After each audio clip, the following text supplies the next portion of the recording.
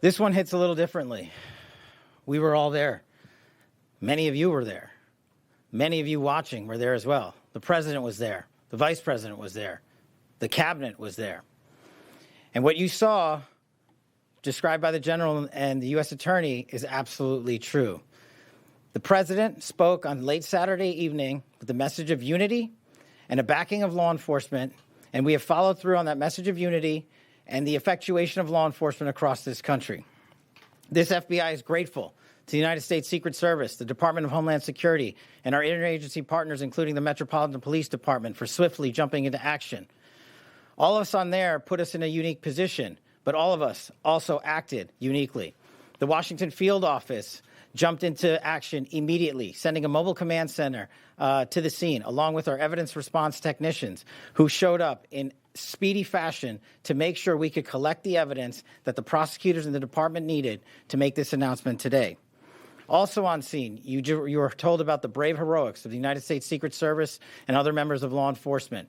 And that should be celebrated by every single American. They did exactly what they were trained to do. They stopped a massive attack from becoming even worse. They stood in the way, they safeguarded America, and they should be nothing but applauded for their bravery and their dedication to their mission and their selfless sacrifice to this country. The FBI, along with standing up mobile command units, evidence tech response team, and Washington SWAT on scene, also established our NC3, our National Crisis Coordination Center, almost immediately. And almost immediately in parallel, we stood up our command center at the Washington field office under ADIC Darren Cox's leadership. Throughout the evening, we immediately began working with our Department of Justice partners to find the evidence necessary, to effectuate the legal process necessary, and enter into the suspect's room at the Washington Hilton successfully and lawfully and obtain the relevant evidence for exploitation. That was on scene. Back at the headquarters division and the Washington field office, we were coordinating a national scale investigation that literally spanned from coast to coast.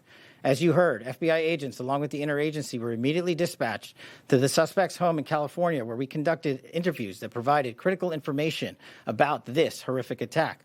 We also dispatched investigators and agents to New London, Connecticut, where we conducted further interviews that provided necessary information that you will find in this criminal complaint, as the United States Attorney has just laid out. While officers were working diligently through the night to conduct those interviews, we were also conducting interviews of witnesses on scene. Those interviews are ongoing.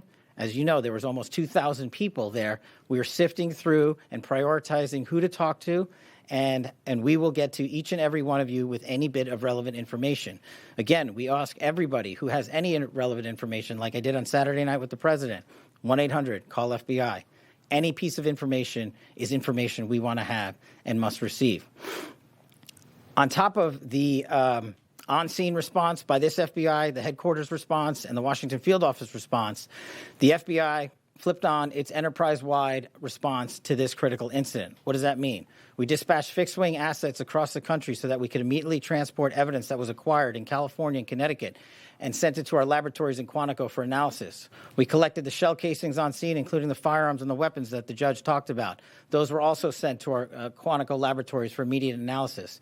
America should be proud that this FBI acted with the urgency that was needed for the moment that we had to answer.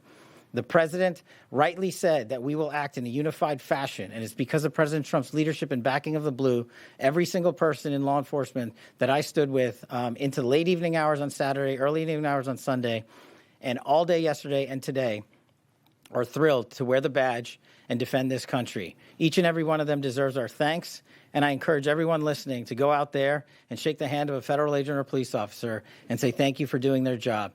Thank you for training endlessly to make sure they meet the mission requirements. And for me, as the director of the FBI, I want to thank our headquarters components for working diligently with our prosecutors and make sure that the American public knows it's not just federal agents that do this work. It's our intelligence analysts, our support staff, our laboratories, our fixed-wing assets, our critical incident response groups, our hostage rescue teams. Agents sprung into action, got out of bed, and haven't slept since. These prosecutors haven't slept since, and I promise you they're not going to be sleeping.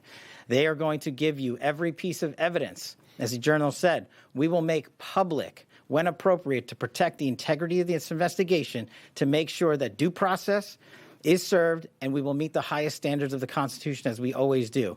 And that is when we will continue to disclose information. I know the public has a yearning for information, but just remind yourself of how much information you have already received, how transparent this administration has been. In less than 48 hours, you know almost every single thing we know. And what we have not told you yet, we will tell you in short order. So once again, from me, as Director of the FBI, I want to thank the interagency.